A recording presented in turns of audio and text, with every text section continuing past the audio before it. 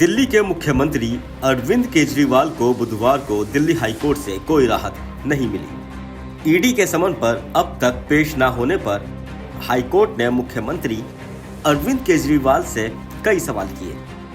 High court ने पूछा कि दिल्ली के मुख्यमंत्री केजरीवाल ईडी के सामने पेश क्यों नहीं हो रहे हैं। कोर्ट ने केजरीवाल से कहा कि पहले आप देश के नागरिक हैं, पेश होंगे तो पता चलेगा कि ईडी क्या चाहती है। हाईकोर्ट ने कहा कि समन उनके नाम पर है, उनको पेश होना चाहिए। फिलहाल इस मामले में अगली सुनवाई 22 अप्रैल को होगी। देखिए, जैसा कि हम शुरू से ये कहते आ रहे हैं कि ये केस पूरी तरीके से पॉलिटिकल है। फर्जी केस बनाकर राजनीतिक उद्देश्य के हितों के लिए नरेंद्र मोदी जी और भाजपा, आम आदमी पार्टी और केजरीवाल जी के पीछे लगी है, नंबर 1। नंबर 2, क्योंकि केस फर्जी है और पॉलिटिकल है, इसलिए सारे ईडी के सम्मन्स भी गलत है। ये टेक्निकल ग्राउंड पर भी गलत है और इंटेंशनल ग्राउंड पर भी ये गलत है।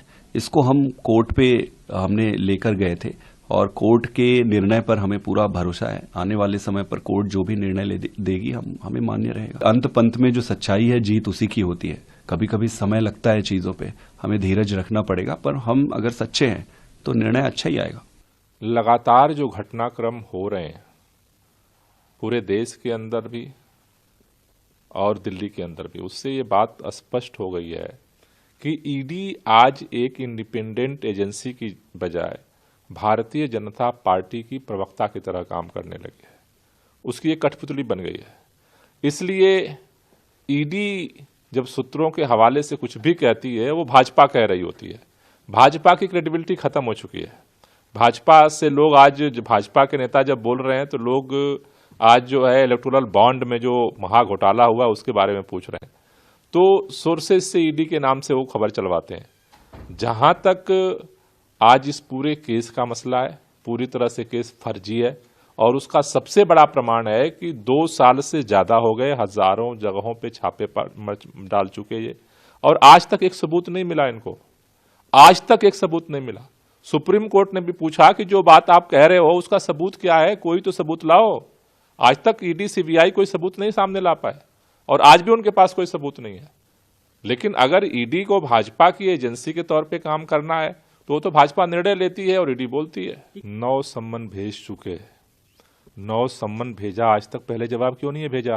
अगर अरविंद केजरीवाल जो है षड्यंत्रकारी थे तो 9 सम्मन से पहले उनको ये ज्ञान नहीं था। आज अचानक ज्ञान पैदा हो गया है क्योंकि उनको अब लग रहा है कि कोई रास्ता नहीं बचा, कोई जवाब नहीं है उनके पास। अगर 2 साल से जिसकी जांच चल रही है, इतने हमारे नेताओं को जेल में बंद कर रखा उन्होंने, आज अचानक षड्यंत्रकारी हो गए अरविंद केजरीवाल। 9 सम्मन भेजा उन्होंने। पहले सम्मन से अरविंद केजरीवाल जी एक ही जवाब पूछ रहे हैं कि भाई किस हैसियत से बुला रहे हो? अगर षड्यंत्रकारी थे तो पहले दिन क्यों नहीं जवाब दिया? इसका मतलब कि षड्यंत्र भाजपा कर रही है अरविंद केजरीवाल को किसी भी कीमत पर गिरफ्तार करने का। षड्यंत्र तो सारा जिस तरह से चल रहा है, जिस तरह से अब एक सम्मन से काम नहीं चला तो अब दूसरा केस करके हो सकता है तीसरा भी केस खोलने। देखिए, कुल मिला करके अब वो ज्यादा डिस्परेट दिख रही है भारतीय जनता पार्टी, उसे ज्यादा डर लग रहा है, खासतौर से जो इलेक्टोरल बॉन्ड का जो महा घोटाला सामने आया है। क्योंकि देखिए, लोगों के मन में शंकाएं बहुत सारी थी। लोग पूछते थे प्रमाण क्या है, लोग कहते थे कि ईवीएम से चोरी होती है, लोग पूछते थे प्रमाण क्या है। चंडीगढ़ का प्रमाण आ गया, आज चुप हैं सारे लोग। सुप्रीम कोर्ट के सामने प्रमाण आया। लोग पूछते थे कि ये भ्रष्टाचार करती है भाजपा, इसका प्रमाण क्या है? इलेक्टोरल बॉन्ड का कच्चा चिट्ठा खुलने के बाद भाजपा पूरी तरह से बेनकाब हो चुकी है। ऐसे में अब उनको लगता है कि अगर अरविंद केजरीवाल एक ऐसा शख्स है कि अगर बाहर रहते हैं चुनाव के दौरान, देश भर में जाकर के इस कच्चे चिट्ठे को खोलें। दिल्ली हाईकोर्ट ने पूछा कि अरविंद केजरीवाल समन पर पेश क्यों नहीं हो रहे।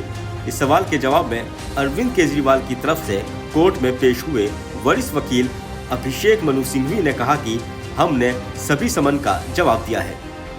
अरविंद केजरीवाल वर्चुअली किसी भी वक्त पेश होने के लिए तैयार हैं। पेशी में कोई दिक्कत नहीं है, लेकिन हमें अरविंद केजरीवाल की सुरक्षा चाहिए। अभिषेक मनु सिंघवी ने यह भी कहा कि अरविंद केजरीवाल को ईडी रास्ते में से गिरफ्तार ना करे। दिल्ली से नवोदय टाइम्स के लिए वाजिद अली की रिपोर्ट।